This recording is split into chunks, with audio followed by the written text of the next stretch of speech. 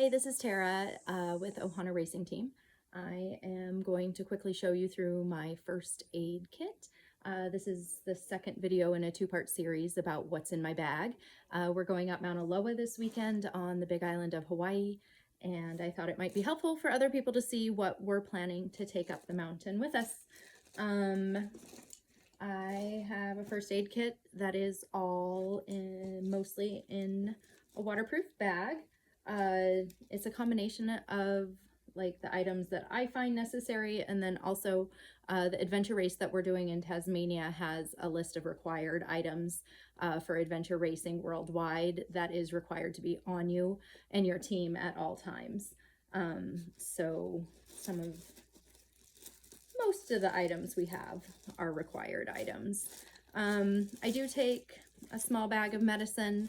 We've got antidiarrheals, we have ibuprofen, Dramamine, and antihistamines. We've got Band-Aids, most likely thing to get used for blisters and that sort of thing. Triangle bandages, which are super useful for many things.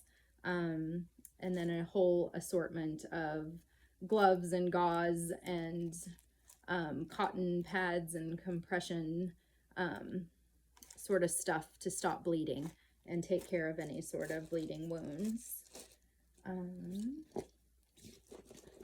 With that, I didn't used to carry this when I was in my 20s and doing backpacking. I don't think I would ever not have it in my bag again. It's I hope I never ever have to use it, but it's a tourniquet. It will save somebody's life if there's catastrophic bleeding and you're able to get that bleeding to stop when you're in the middle of nowhere. So if you are into wilderness and backpacking and outside of the range of an ambulance getting to you very fast, to know both when and how to use a tourniquet is really important. Got poncho, just extra. Oh, that's something I didn't talk about that is in my bag as well. In the back pouch underneath is a rain fly for my backpack, but it actually it mostly covers the bag, but it doesn't cover down. I could modify this to cover my bag and keep it pretty dry if I needed to for some reason. Bleed Stop is a powder. Obviously something that would need a tourniquet is not going to be stopped by Bleed Stop, but kind of smaller wounds and even like fairly big wounds that will stop much faster if you put Bleed Stop in them and then hold the pressure. I've got an assortment of different sanitizing wipes and alcohol prep pads, and this is a dirty compress that I can use for ankles or that sort of thing. I've got some clean unwrapped ones in here as well for any other compress bleeding sort of things I want to use them for. Got a pair of hemostats. I carry both Neosporin type antibiotic cream as well as Manuka oil. Manuka oil out here is, I believe, a better product for preventing staph or MRSA. So sometimes I just use both of them on a wound to make sure that we don't get infected. And I've got safety pins are always useful.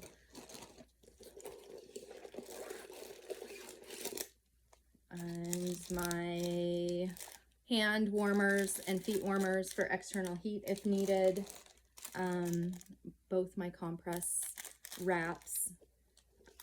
And I think the last thing I've got for emergency, got little elastic things that can be handy for a multitude of things.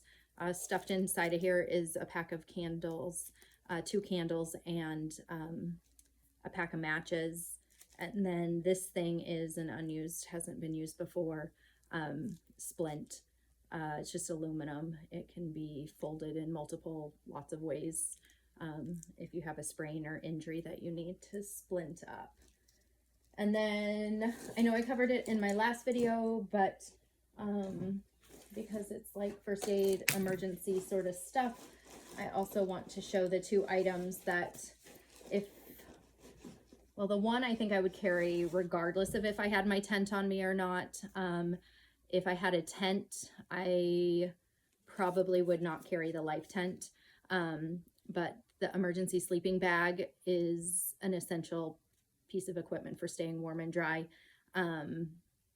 If something happened and you needed to shelter in place, if you had your tent, you'd be able to put your tent up and get inside of this and your sleeping bag and hopefully get warm enough to survive most circumstances. And then the life tent is essentially an emergency shelter that allows you to pop up and stay out of the weather anywhere without, it's very small. So I probably will never back hike, be anywhere where I'm up in that backcountry. And I know that medical services would be quite some distance, or I might get stuck or something might happen. I would always take these with me. And I believe that is all of my emergency stuff. If you do this sort of thing frequently and there's something that isn't in my first aid kit that you would have, go ahead and drop me a comment. I know I also covered it in my what's in my backpack, but obviously my multi-tool will be super handy for any sort of medical emergency as well. And then I've got cord and some other emergency type stuff, and our life straw for filtering water, plenty of food and water. So thank you so much, and I hope this is helpful to somebody headed up a mountain somewhere. And stay in tune, where I'll do a video all about the trip itself and how it went. And then in a few months from now, I'll cover our first adventure race. We're new to it and trying to learn all the things and make sure that we can stay in the race. The race we're doing is a half distance race in Tasmania. That is 6 days. You get 6 days and you cover 250 kilometers, so about 150 miles in biking and kayaking and trekking. And essentially they hand you a map either the day before or 3 hours, some amount of time before you start the race, and you have to get from checkpoint to checkpoint without any sort of satellite GPS or anything. You just have a map and a compass. So I'm super looking forward to that, and having a lot of fun practicing and training. So thank you so much. We'll talk to you later.